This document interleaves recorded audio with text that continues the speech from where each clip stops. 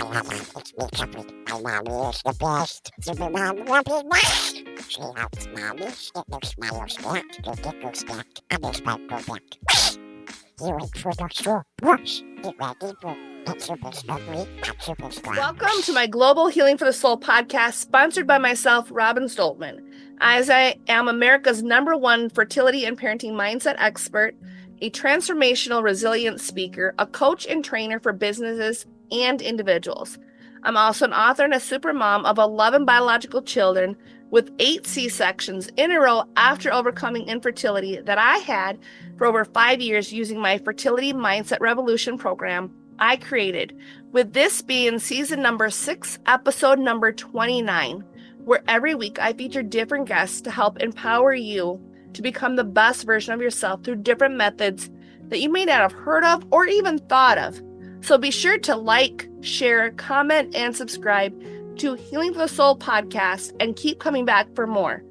Now today on my show, I have 2 special guests, Kristina and Herb Everett, who is the founder of Vibrant Family Education, and Kristina is a speaker, a homeschool support, and is a podcast host with her husband of Bringing Education Home.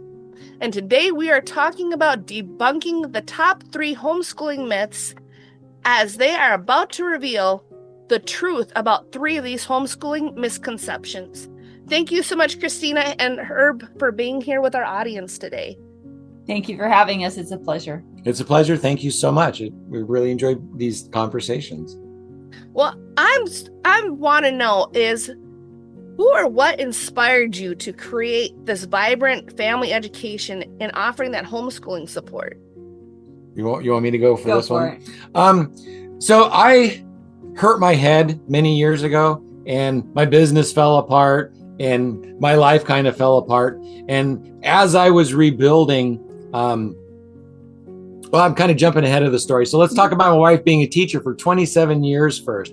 And at the start of her teaching career, I remember her at the end of each year crying because her kids were leaving and she loved them so much and she's going to miss them. And then towards the end of the 27 years, she was crying throughout the years because she couldn't reach her children and she couldn't talk to the parents and all of the restrictions and stuff. And so through the years, we were talking about the proper ways to educate children and to give them a love of learning. And then I ended up hurting myself. I hurt my head. I lost my business. Things kind of crashed. And I ended up weirdly in Montana, which is 2 states away. I live in Oregon, and at a business event, and I had lost everything, my business, but I was on the mend. I had finally started recovering. And in this event, I spent 3 days basically on the back foot because it's like I wasn't supposed to be there. I helped somebody move, and this person's girlfriend's boyfriend was doing this thing, and it was this business thing. And during the event, I sat back. I didn't participate. I just kind of watched, and I was really taken by the group and the people that were there. And through the meeting, at the end of the meeting, or at the end of the 3-day event, I basically had this opening, and God told me, it's like, tell them about your school. And so the whole thing was actually about learning how to become a speaker.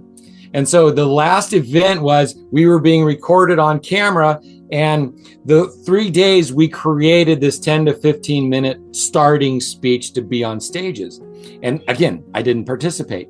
So the way it went is like, so-and-so, are you ready for your speech? So-and-so, are you ready for your speech? And finally, I'm the last person that says, Herb, are you going to do this? And I'm like, you know what? Yes. Because just before God said, tell them about your school. And I'm like, you took that school away from me when you damaged your head, when I hurt my head. And it's like, I didn't, but now it's going to become the parents. And so I told them about the school concept that became Vibrant Family Education, because I was an entrepreneur. And when you're an entrepreneur, it's like you do that because you realize that something is wrong in the world. And you want to step out of the normal path and start a business. And you do that for your family. And it's like, I need my family and that they're falling apart. So I'm going to start this business. But there's so much time, there's so much effort, there's so much learning that the business people started losing their families along the way. So what we wanted to do was show them that they could start with their families by bringing the children home.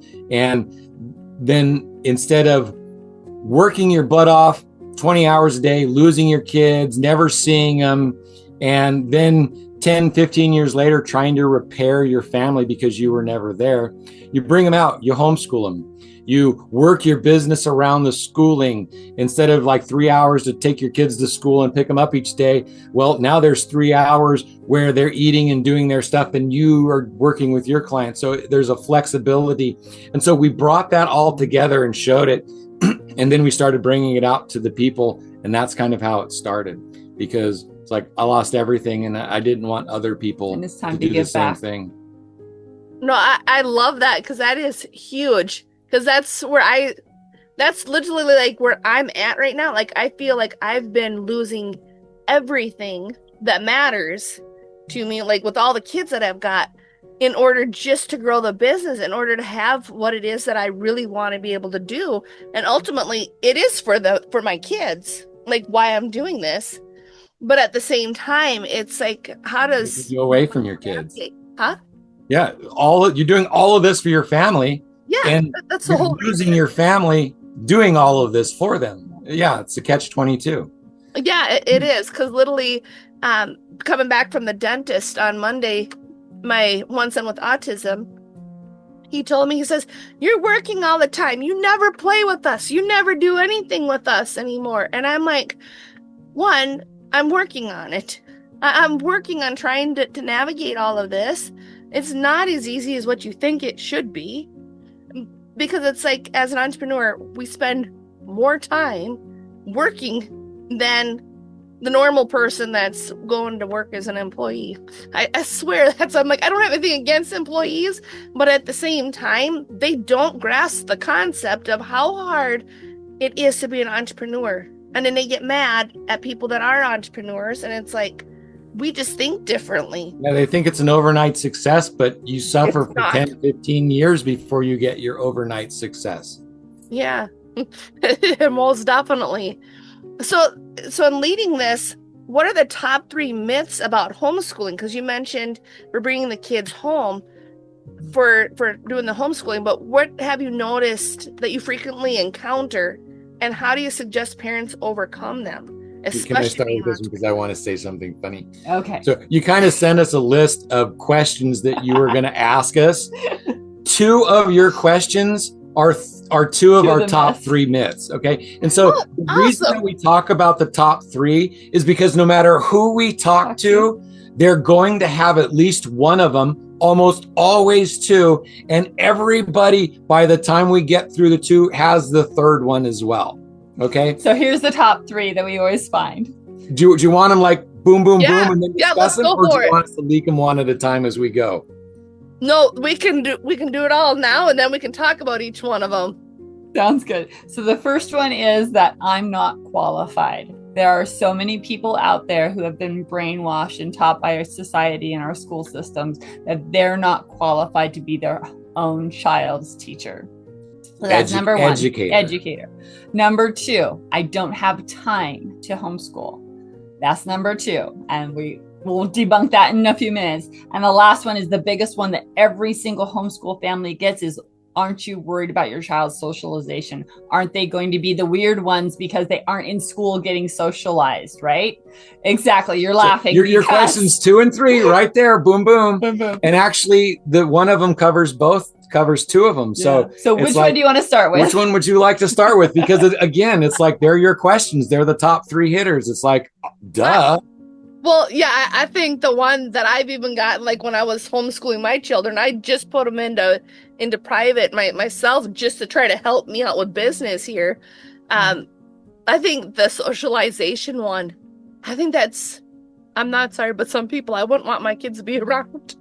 Exactly. Right? Yeah. And the way you cracked up laughing. It's like, you want your kids socialized in that mess? It's like, are you kidding? Okay, so here we go. Let's get serious. So the biggest one is that, what about socialization? And the thing that we come back with constantly is if the parent is going to be intentional enough to educate their child at home, do you really think that they're not going to give them the experiences to be able to interact and connect and be with other people? And some people are, oh no, people are trying to hide their kids. No, they're not trying to hide their kids. They want to do it differently. Either they don't want them exposed to some of the stuff that they don't agree with, family values, etc., right? Or their child doesn't interact in big crowds like other people, so they need to do it more carefully and more thoughtfully. And the thing that I love the most is that most home families, they're ready to do things in the community. So that's where the socialization comes from instead. You're doing food drives, you're doing community service, you might be doing church things, you might be doing play school or homeschool co-op group things. They get to socialize with so many different levels and ages that they can't be the awkward ones, because guess what? They've learned those skills early and well. And when we talk with entrepreneurs, especially, it's like, guess what? You start exposing them to the entrepreneur conferences, all the different learning and things like that. They're the ones, these little kids, when they're allowed there, they walk up to adults and start asking questions. And the adults are taken back on their heels going, why is this kiddo able to ask me such amazing questions?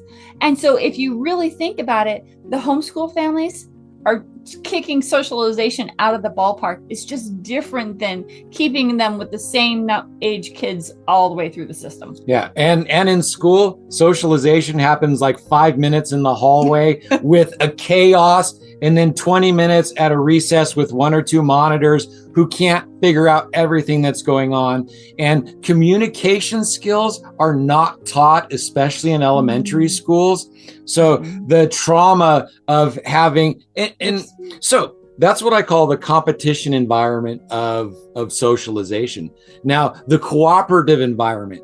So you have a kid in school who loves music class, gets to go to music class twice a week for half an hour. And in that class, there's 20 people, other kids who don't want to be there, who are picking and goofing. And so this kid is not getting the music. That's, again, the competition ways. Now, you're homeschooling, your kid wants to do music, you take them to a music program. Now, you are there with children of all different ages who all are mostly want to be there. Probably there's a couple of kids whose parents probably forced them there anyway. But not as many. But so the children are working together with children of all ages. They're in a cooperative environment. They're all working towards a goal, and they get a much more rewarding, robust learning environment in that cooperative manner. And so instead of having to fight with the kids in the class to play, so that's another way that socialization is just so much easier. And so there's also, again, if you can take your kids to the museums and stuff when there's nobody there, dance classes, swimming, sports, and they're working in multi-age groups in a cooperative environment with people who want to be there, and that makes a huge difference. I would agree with you, because I know, like, my kids, that's why they told me, they're like, they just want this to be just for this year. That's why they're like, we need things working now for the business to really succeed. And then I'm like, you know what about because they've been saying, like, they want me to go back to the homeschooling, because, like, I took my kids to you can do, like, it's not the cop shop, but like to the police department. You can take them there and they'll let you do a tour. And they'll let you do a tour of that. Like, we took them to the museums. The only place in town where we live, they love to go to the Terry Redland Museum. It's the only place my kids would be quiet. And they don't touch anything. And they're not running around like wild. They love looking at the paintings. And so one of the things I did was I turned that into a game, even like with my kids. I'm like, oh, hey, I spy something red on this picture. Can you tell me about this picture? And that was fun, because I definitely agree. Like, they get out, they get that socialization. And then, like, when you brought up the entrepreneurship, I'm like, it's so amazing to see my kids, because, like, the one with autism, like I'd spoken earlier with him, he's been mowing grass since he's about 3 or 4. We have the old time one, so there's no electricity, no gas. But he's been mowing grass, and he loves to mow grass. He wants to have his own business mowing grass. Well, when I got my hair cut, he told the lady about how he mows grass. He perked himself up like, I can come mow your grass. Like, he was dead serious, asking this lady, telling her he wants to mow the grass. He like how long she wants, all these questions. And I'm like, this must be like they're following in my footsteps. You get those little signs, and I was like, this is good. This is what I wanted. So if they've been to school in like second or third grade, they would just sit there and be quiet because that's what they've been taught for 2 years, to sit down, be quiet. Other people are talking. You don't speak out. You don't be that person. So yeah, and that's the part that I'm like, I'm seeing those benefits now. And the one's he's in third grade right now, and then the other one, he's in second grade, and then I got a kindergartner and a junior kindergartner. So I'm like, I got the age in school right now. But it's neat though to see like how much that entrepreneurship have made my kids more motivated to be driven to do the things that other kids are not doing. And then parents are like, well, my kid, they shouldn't be doing this or that. And it's like, my kids, they like to wash windows. They like to wash the vehicle windows every time we go to the car wash. Or not the car wash, but getting gas. School, and they're saying, you know what, I learned more at home than I'm learning here. This isn't good for me. Well, that's what I was actually wondering too. I'm sorry, it's not one of the questions, but have you noticed that like people, like not just my situation, but like have you noticed that parents that have the homeschoolers, that their kids are actually ahead of the other kids that are supposed to be big learning? Time. Yeah. Big time. Yeah, we talked, on our podcast, we talked to different families who are in the journey, and we talked to a couple, and they've had to do the same thing, right? They have their kids homeschool for quite a while, and then something happened. They put them in public school for a while, and then sometimes they stay and sometimes they come back out depending on the family situation.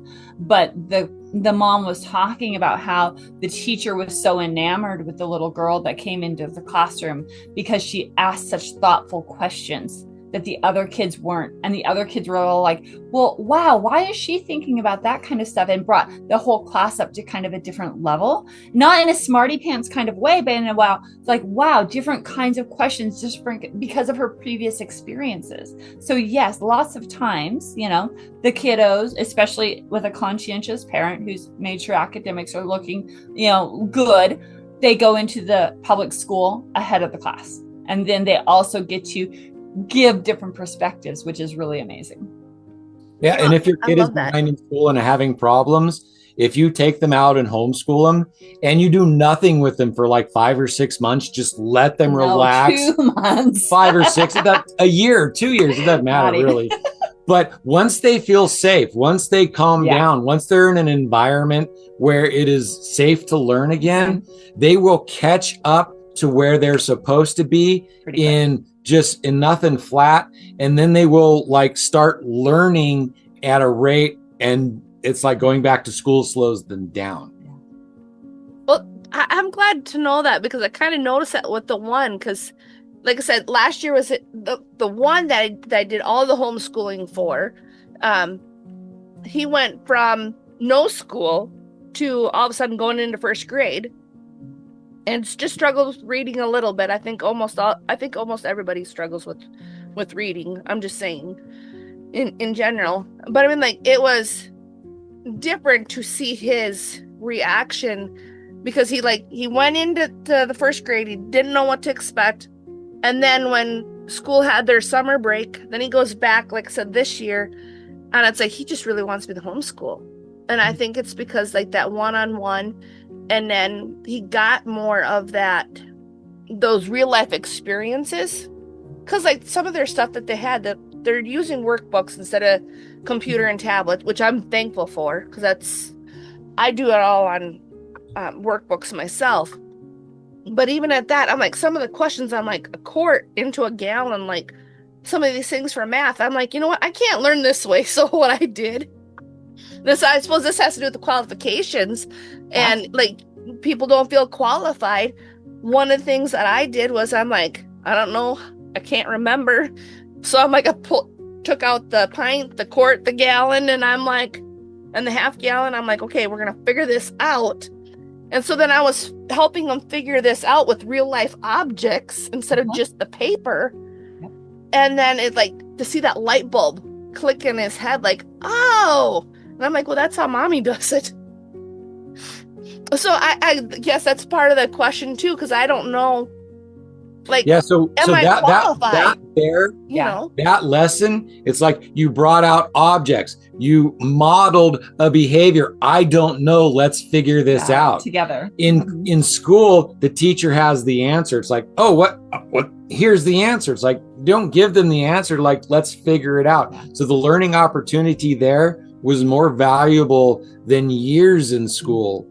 So that one little modeling that you did there is incredible. So then in a way, like, even that when parents don't think that they're qualified. Myth number 2. Yeah. I wasn't good in school. I did bad at math. I was bad in reading. How can I teach my children reading? Okay, you just proved the school system doesn't work for everybody. You're not good at math. Why do you think that your child is going to learn math any better? Because there's some from your genetics, they model after you, they learn from you. So more than likely their education is going to be similar. That's not true. Everybody has their own personality, okay? But so it's like, so the school let you down if you're not good in math. The school let you down if you're not good in reading. Why do you want to send your children if it let you down? Now, in the process of teaching your children to read, and again, you don't have to be the teacher. You have to hold the education space. There's online curriculums, there's pods. If you're not great at teaching, then for that aspect of it, you might be able to find some help. And that's something that we do. It's like, you're not great at this. Great. Here's an option. Here's an option. Here's an option. Let's find something that works for your family.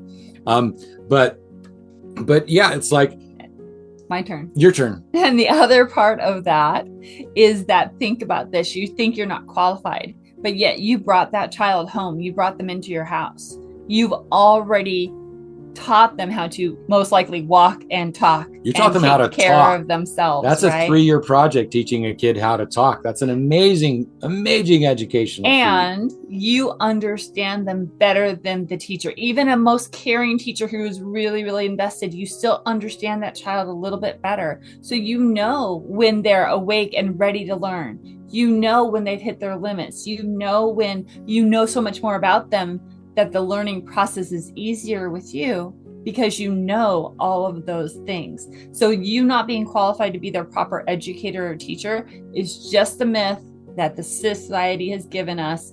Go back and think about it. You are the first best. I 100% agree, because I'm like thinking about my son with autism, because when he was in public school for a little bit, they had him in preschool for 3 years in a row. And I'm like, the most he learned was his name and how to spell it. That was it. I'm like, 3 years and that's all we got.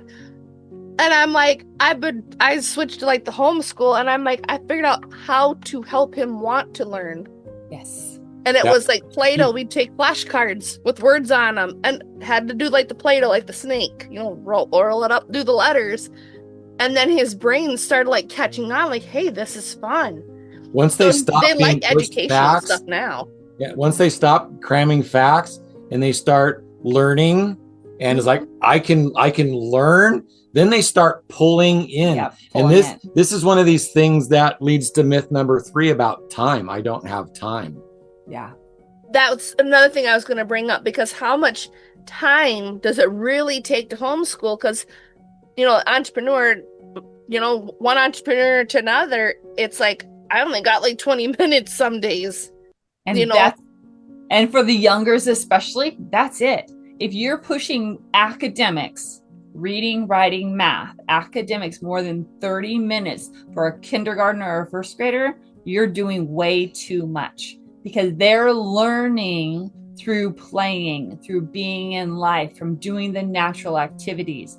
You're like, oh, hey, let's write a letter to grandma and grandpa. Guess what? There's your writing throughout the normal part of the day. That's normal part of life, right?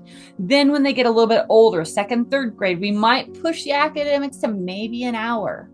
But that's it. You're not picking up school and putting it in your house. Yeah, this is why we call it education at home. Homeschooling is broken. You do not want the school in your house. No.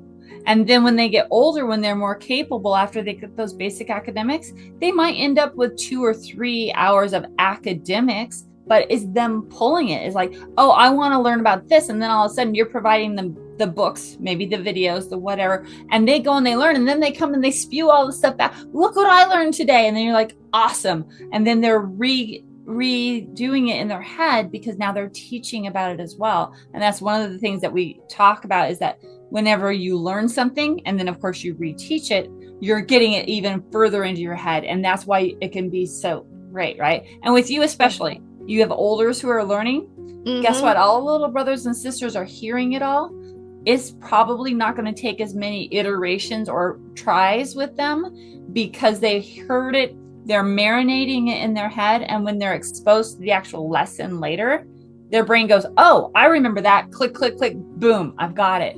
So yeah, it doesn't take near as long as people think. And if you're really trying to put 6 hours of school in your house, you're doing it wrong. Stop, please. Don't. No, I appreciate that, because I know like my mom and then like a couple other people, they're just like, you need to be doing it long hours. And I'm like, I don't think I need to, especially like with the reading and the math and the writing. Because I'm like, I don't another think caveat that long. Yeah. Another caveat is, because you do say you have boys, is boys and girls learn differently. So, oh God, yes, they do. You could actually probably wait till 7 or 8 to start the real formal education academics with boys, because they learn so much more from out there almost dying every day. That's right. Now, I swear my boys have learned more outside than I'm the go outside. I don't want to see you until late. It's not that I don't love them. It's I know that they're learning outside. That's why I'm like, go outside. And the thing is they're going to do incredibly dangerous stuff. But the thing is they're going to do it as careful. They're going to hurt themselves, but they're going to do really dangerous stuff as carefully as possible. And that is how boys really, it's like you keep their attention, you get their focus. And then once they get all that energy out, then when they want to learn and calm, ready, then they'll come in and they'll pull it and they'll devour it. And then they will explode and go, because they're safe and they're free and they learned their boundaries and their edges and their risks. Now, girls don't learn that way as well. It's a much more quiet. So, but again, with educating at home, you can wait a couple of years and because it doesn't mean you're not doing anything. You're still singing songs. You're still exposing. Yeah, you're still doing all of that. You're teaching them to cook, and you're learning the half gallon and the teaspoons, and so you're doing math and chemistry in the kitchen while you're cooking food. You're learning discipline with chores and stuff. So there's lots of stuff. They're not just wild, but the formal sometimes they feel like it can be delayed. And once they're ready for it, they will suck it up so fast, and then just beyond what public education kids can do. Well, no, and I appreciate that, because like there's a lot of times like I've questioned myself on this, and I'm sure there's a lot of people that, like what we've already been discussing, there's a lot of people that question it.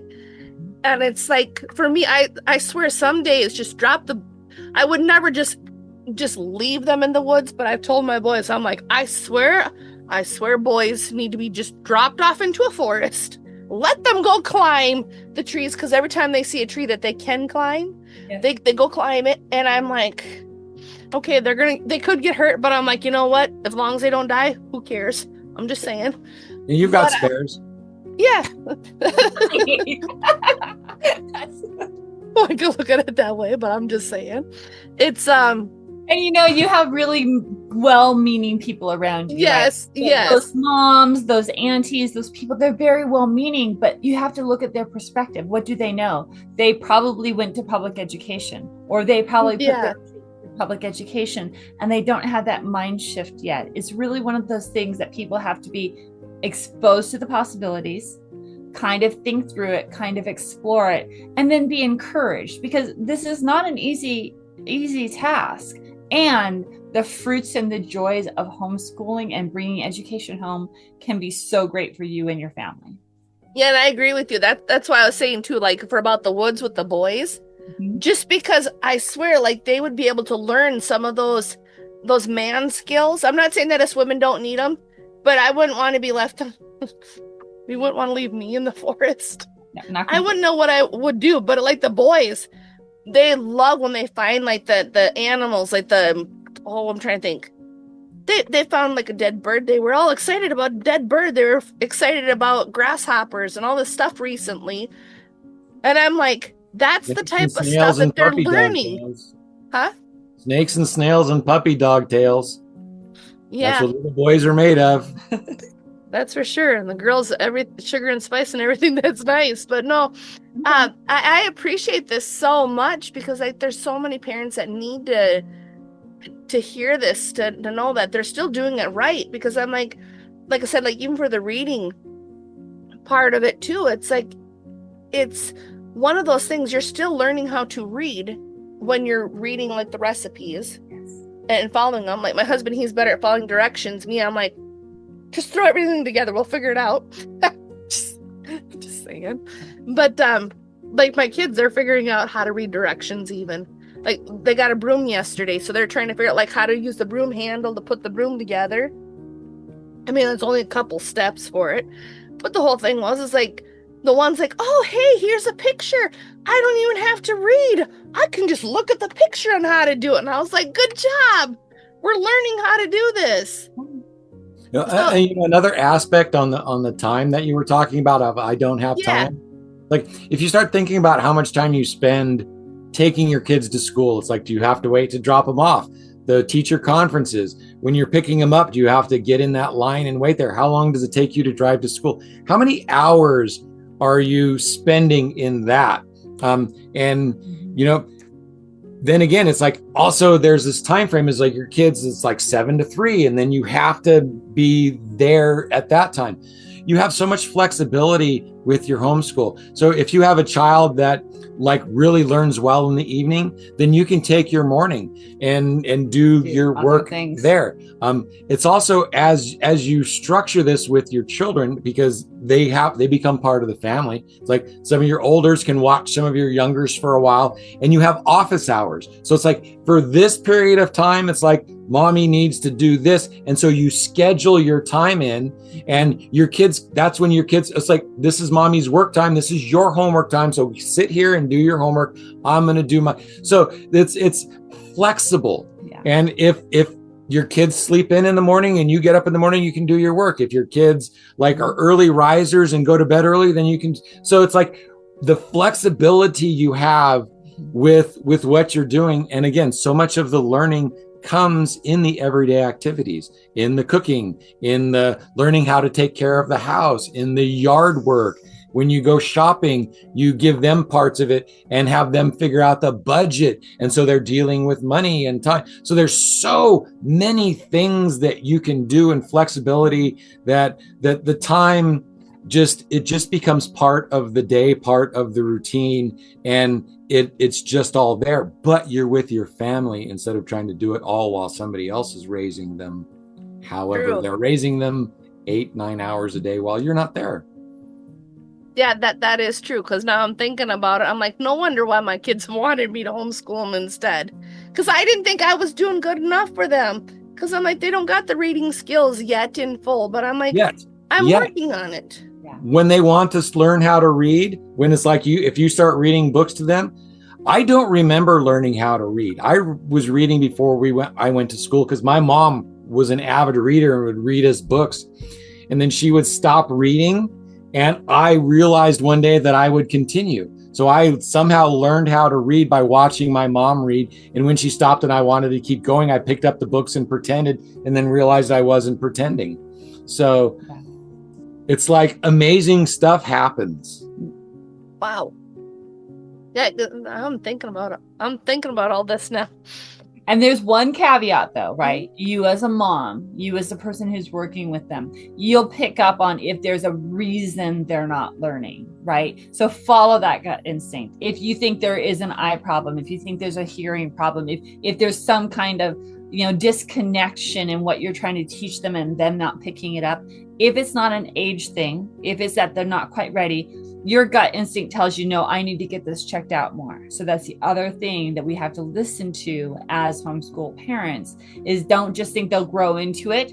Listen to that intuition. If you think, I think there's something that needs to get checked out, do that. And also give them the time and the space to learn and grow.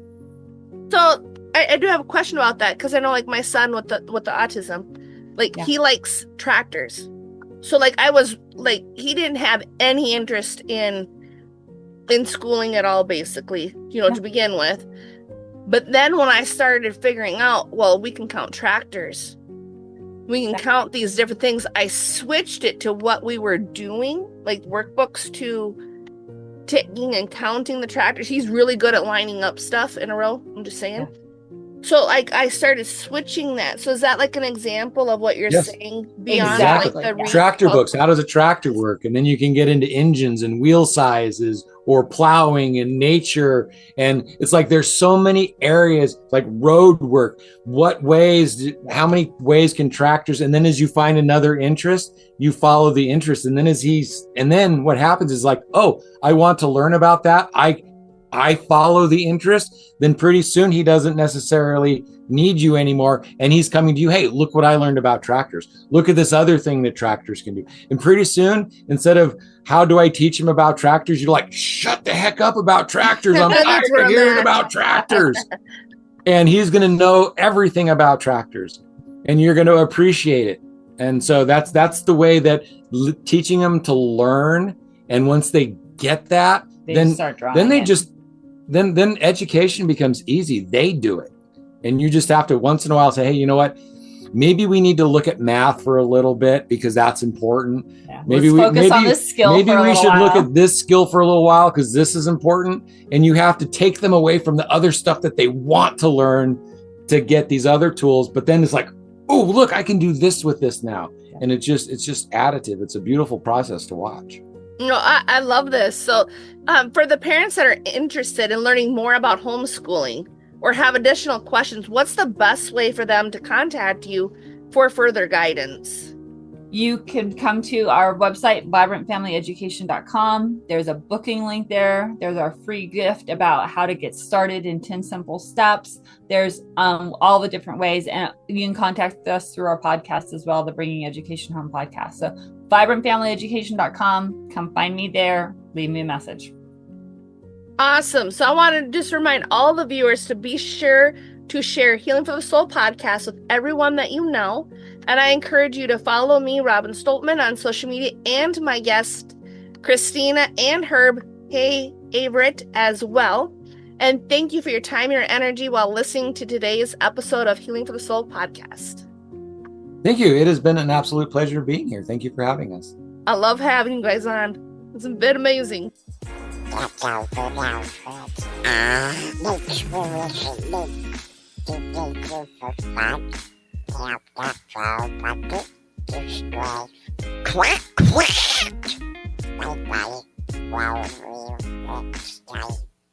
Wow, you got it.